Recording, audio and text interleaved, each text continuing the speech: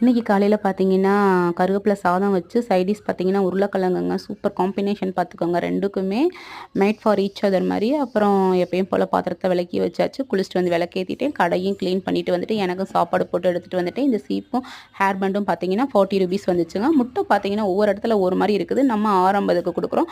ஒரு இடத்துல 7, ஒரு இடத்துல 6ங்க. அப்புறம் கொஞ்சம் சில பொருட்கள்லாம் காலியாச்சு. அதையும் வாங்கி ஃபில் பண்ணி வச்சுட்டேங்க.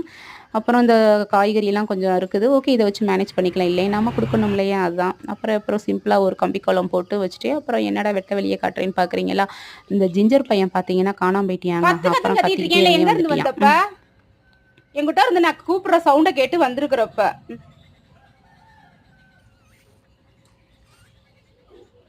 இது எப்படி நல்ல பிள்ளையா இருக்கு நீலா, ஆனா நீ பண்ற சேட்டைக்கு அளவே இல்லாம போச்சு. கொஞ்ச நாள் பொறுக்காதே ஒடியாந்துருவையே. ஃபைனலாக பார்த்தீங்கன்னா மாமாவும் வேலையை கிளம்பிட்டாங்கங்க.